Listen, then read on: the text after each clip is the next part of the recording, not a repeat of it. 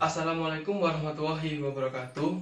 Bismillahirrahmanirrahim. Perkenalkan, nama saya Muhammad Ariski Aprianto, mahasiswa dari Universitas Airlangga, Prodi dari Manajemen Perhotelan Angkatan 2017. Pada kesempatan kali ini, saya akan mempresentasikan hasil penelitian saya yang berjudul Sistem Penyimpanan Bahan Makanan di Hot Kitchen, Hotel Novotel Sambal Surabaya Timur.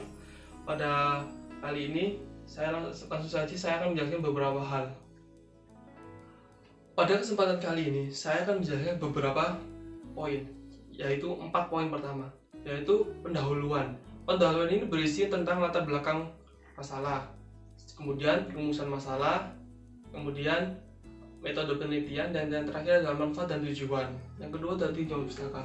Di tinjauan pustaka ini memuat beberapa teori dari beberapa para ahli yang saya jadikan untuk literatur untuk menyusun tugas akhir ini. Yang ketiga adalah pembahasan ini membahas rumusan masalah yang ada di tugas akhir saya, dan yang terakhir adalah kesimpulan dan saran. Yang pertama, latar belakang masalah. Semakin berkembangnya pariwisata di Indonesia, mulai muncul banyak pariwisata di Indonesia yang semakin berkembang. Hal ini memicu mulai banyaknya juga muncul penyedia jasa akomodasi seperti hotel. Nah, di Indonesia sendiri sudah banyak muncul hotel-hotel yang seperti bintang 1, bintang 2, bintang 3. Nah, di Surabaya sendiri sudah banyak muncul hotel-hotel baru. Nah, dari hal ini semakin ketatnya persaingan antar hotel. Di Novotel Sambal sendiri sudah mulai fokus tidak hanya untuk penjualan kamar, namun untuk penjualan seperti makanan. Nah, untuk membuat persaingan ketat ini, Novotel Sambal sudah mulai fokus pada penjualan makanan seperti restoran dan event-event wedding. Untuk membuat makanan yang bercita rasa tinggi, kita harus perlu memperhatikan cara penyimpanannya.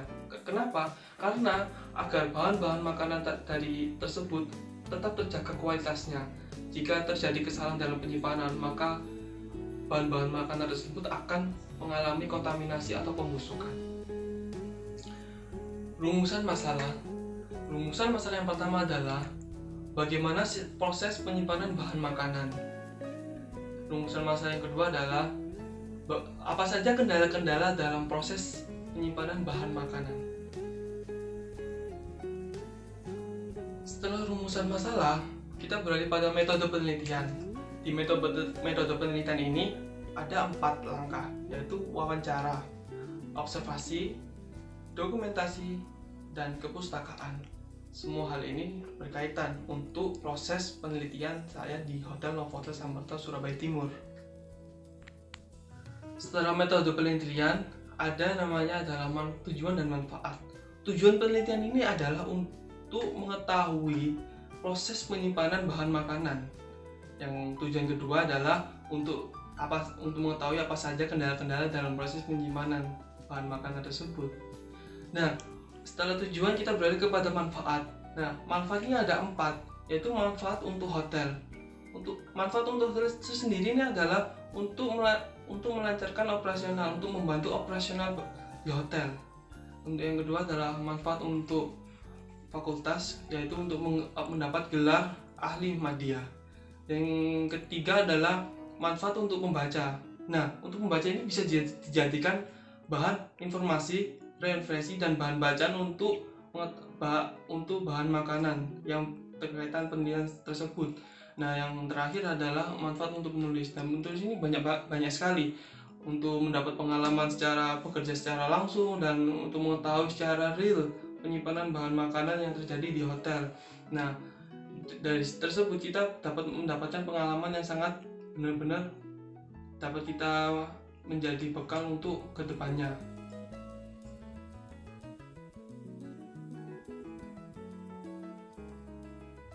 Nah, setelah kita mengetahui rute perjalanan makanan, setelah ini kita akan membahas tentang jenis-jenis makanan.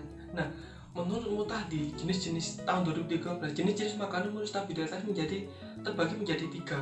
Yang pertama adalah non-perishable food, yang kedua adalah semi-perishable food, dan yang ketiga adalah perishable food. Nah, apa sih non-perishable food ini? Nah, non-perishable food ini adalah bahan-bahan makanan yang tidak mudah rusak, seperti beras, kacang, dan sebagainya. Nah, untuk semi perishable food ini adalah bahan yang agak mudah rusak, seperti apa?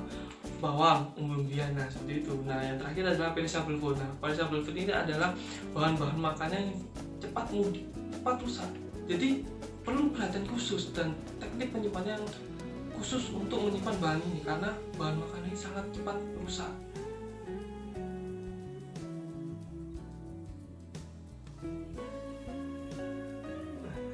Setelah membahas tentang penyimpanan bahan makanan, sekarang saya akan membahas tentang suhu.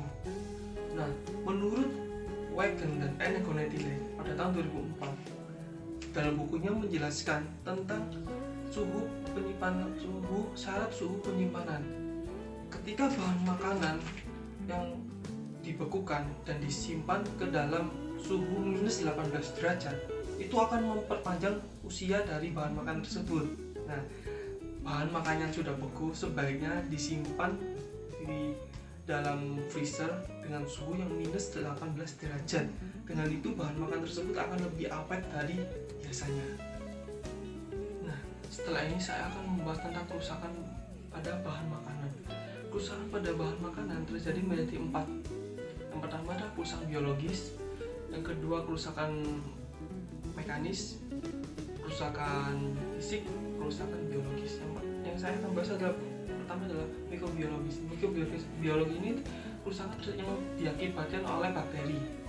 Nah, untuk yang mekanis ini adalah kerusakan makanan yang secara mekanisme, atau entah itu mekanisme pengiriman, mekanisme penerimaan, seperti contohnya misalnya daging yang tertindih atau tertindih bahan-bahan dia akan terjadi memar pada bagian dagingnya itu. Nah, yang ketiga adalah kerusakan fisik. Nah, fisik ini seperti kerusakan pada tepung. Tepung bila disimpan di tempat yang lembab, dia akan menyerap air itu dan akan terjadi perubahan secara fisik yang pada awalnya masih tidak padat dan akan menjadi padat.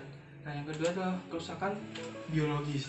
Biologis ini kerusakan yang dari dalam bahan makanan itu sendiri, seperti yang dilakukan oleh enzim-enzimnya. Jadi bahan makanan yang disimpan seperti contohnya daging disimpan pada suhu ruangan, dia akan melakukan proses pembusukan terhadap dirinya sendiri, seperti itu.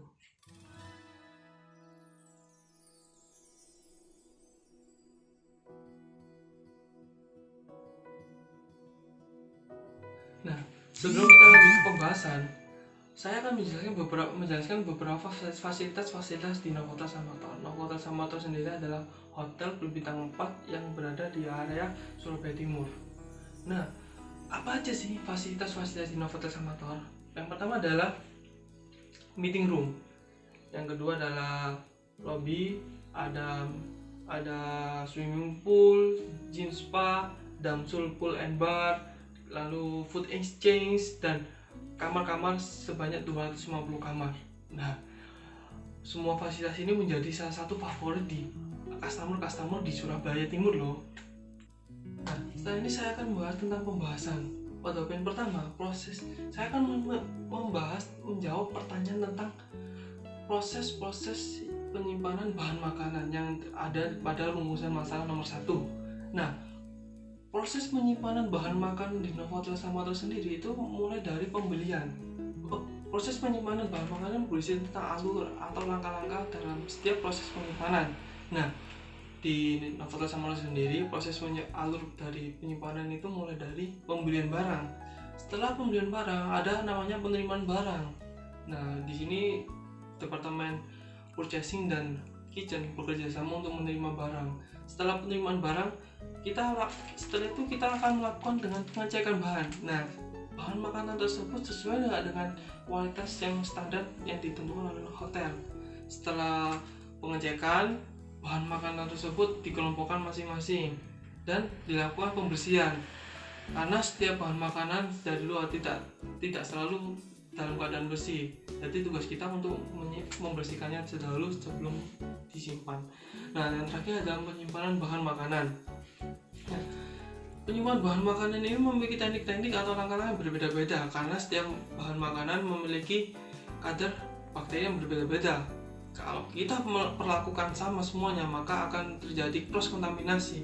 Seperti contohnya buah sayur-sayuran. Nah, sayur-sayuran ini memiliki berbeda-beda, seperti wortel, kentang, dan selada. Dari 3 sampel sayuran ini, seperti kentang, kita tidak perlu memerlukan perhatian khusus terhadap penyimpanannya, karena kentang memiliki kalau kentang sendiri disimpan di dalam wadah suruhan pun tidak bermasalah. Namun selada ini perlu perhatian khusus, karena ketika dia disimpan dalam keadaan basah, maka dia akan terjadi pembusukan. Jadi selada harus tetap dalam keadaan kering di dalam chiller. Nah, yang kedua adalah kita akan membahas penyimpanan daging. Langkah-langkah penyimpanan daging dan ayam atau seafood dan lain-lain. Nah, dari ketiga bahan ini, ayam, daging, dan seafood atau ikan, itu yang memiliki kadar kontaminasi paling tinggi adalah ayam. Nah, dalam penyusunannya, ayam ditaruh di rak paling bawah. Kenapa? Karena biar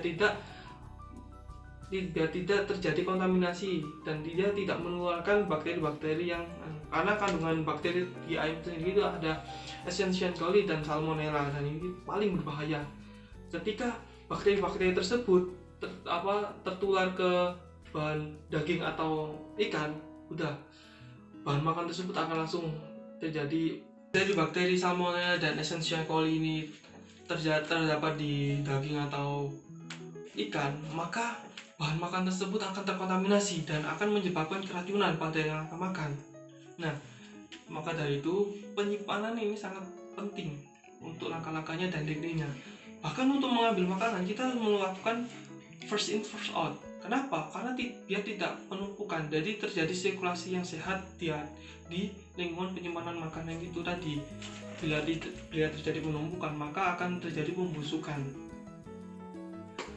Nah, setelah proses penyimpanan itu ada namanya SOP. Nah, SOP ini dibuat untuk mengatur atau biar penyimpanannya itu tetap rapi atau sesuai standar yang ditentukan oleh hotel. Namun pada kenyataannya SOP ini ada beberapa proses penyimpanannya yang tidak memenuhi SOP. Karena apa? Ya, itu nanti akan saya bahas di kendala-kendala.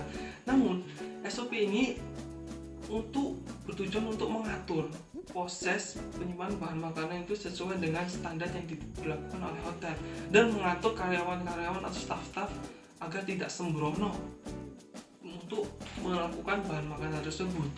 Nah, SOP ini dibuat oleh sebelum hotel ini berdiri, dan ini menjadikan patokan untuk melakukan kegiatan yang dalam proses penyimpanan bahan makanan tersebut. Nah, untuk rumusan masa yang kedua adalah apa aja sih kendala-kendala dalam proses penyimpanan bahan makanan. Nah, kendala yang pertama adalah tidak berjalannya SOP. Nah, SOP ini dibuat untuk mengatur selama proses penyimpanan itu tadi. Karena apa? Karena hotel memiliki standar penyimpanan bahan makanan untuk menjaga kualitas bahan makanan tersebut. Nah, namun pada kenyataannya ada beberapa proses penyimpanan yang tidak sesuai dengan SOP. Seperti contohnya pada saat penerimaan barang atau pengecekan. Nah, barang-barang ini tidak dikelompokkan masing-masing sesuai jenisnya dan ditaruh dengan berbagai macam bahan-bahan makan menjadi satu, tidak dipilah-pilah sesuai jenisnya. Seperti daging, ayam itu dijadikan satu, namun tetap berbeda plastik, tapi dijadikan satu dalam satu wadah, atau hal itu bersebelahan wadahnya. Nah, seperti ini hal ini dapat menjadikan penurunan dari kualitas bahan makanan tersebut. Nah, lalu karena minimnya sumber daya manusia, maka bahan-bahan makanan seperti kentang ataupun yang masih kayak empon-empon itu tidak dibersihkan terlebih dahulu sebelum disimpan. Jadi disimpan dalam keadaan masih ada pasirnya. Nah, seperti itulah kendala-kendala yang ada di hotel. Yang pertama adalah tidak berjalannya SOP. Nah, yang kedua adalah sumber daya manusianya. Menurut hasil observasi saya secara langsung di hotel Novotel Samator, di section budget ini atau penyimpanan bahan makanan ini untuk setiap stafnya itu sangat minim. Jadi ketika ada permintaan yang sangat banyak dan kondisi hotel secara ramai, maka penyimpanan bahan makanan di hotel ini sangat tidak maksimal, tidak ditata seperti rapi, hanya dimasukkan ke ban chiller tanpa ditata serapi atau tanpa dibersihkan terlebih dahulu. Karena apa? Standarnya dalam budget ini menurut Chef Hamzah itu 6 atau 4 sampai 6 orang dalam anggotanya itu. Nah, pada kenyataannya di staf budget sendiri itu hanya 2 orang dan itu dibagi menjadi 2 shift. Nah, sumber daya manusia ini sangat menurut saya sangat fatal ya, karena dia yang langsung bekerja untuk menyimpan bahan makanan. Ketika sumber daya manusia yang tidak mumpuni, maka penyimpanan bahan makanan ini tidak optimal. Nah, yang ketiga adalah tempat penyimpanan bahan makanan atau fasilitas-fasilitas penunjang yang tidak mumpuni. Nah, menurut saya Hamzah dan menurut saya dari hasil observasi secara langsung, penyimpanan ruang penyimpanan di hotel Novotel Summer sangatlah kurang, yang seharusnya bisa 3 atau 4 kali lebih besar. Karena kenapa? Ketika hotel rame, itu banyak sekali makanan yang ditumpuk menjadi satu dan tidak disendiri-sendirikan. Karena itulah terjadi pengurangan kualitas bahan makanan itu tadi. Secara langsung freezer atau chiller itu sangat-sangat kecil dan itu tidak mumpuni ketika hotel ramai. Ya, kalau hotel masih sepi tidak masalah, tapi kalau ketika permintaan hotel yang sangat ramai itu akan menjadi masalah, karena bahan-bahan makanan yang kita terima itu bakal kita tumpuk menjadi satu. Jadi yang penting udah masuk, dan bahan makan yang belum setengah matang itu juga terjadi penumpukan, jadi tidak optimal dalam penyimpanan bahan makanan tersebut. Nah, setelah itu jadi ada 3 kendala. Yang pertama adalah tidak berjalannya SOP, lalu kendala dalam sumber daya manusianya, yang ketiga adalah fasilitas penunjang dalam penyimpanan bahan makanan itu tadi. Nah, pada bagian terakhir ini saya akan memberi kesimpulan.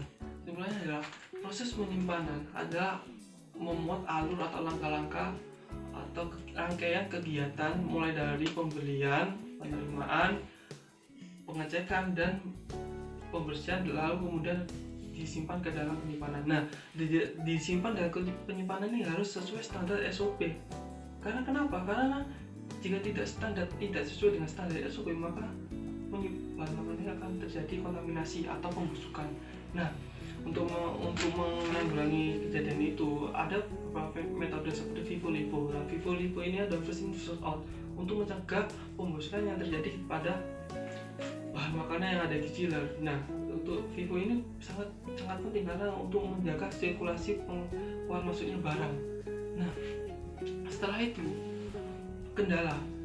ada beberapa kendala-kendala yang terjadi di dalam proses penyimpanan bahan makanan. Yang pertama seperti yang saya bilang tadi adalah tidak berjalannya SOP. Yang kedua adalah sumber daya manusianya tidak mumpuni atau kurang. Yang ketiga adalah fasilitas penunjang penyimpanan ini sangat kurang, seperti chiller atau freezer yang mungkin untuk kapasitasnya masih saya rasa kurang dengan melihat observasi secara langsung di hotel itu tadi. Yang kedua saran yang pertama adalah para leader harus benar-benar memperhatikan bahwanya untuk selalu mengecek pada penyimpanan bahan makanan. Dan yang kedua adalah pemberian sanksi terhadap staf yang melanggar atau tidak menerapkan sistem FIFO-LIFO di penyimpanan makanan. Nah, yang ketiga adalah menjalin komunikasi yang baik agar terjadi koordinasi kerja yang baik dan meminimalisir kesalahan. Nah, yang keempat adalah menambah kapasitas chiller atau freezer agar tidak terjadi penumpukan bahan makan ketika hotel sedang ramai atau permintaan sedang banyak. Nah, itu mungkin sekian dari saya. Sekian presentasi dari saya. Mohon maaf bila ada salah kata. Wassalamualaikum warahmatullahi wabarakatuh. Terima kasih.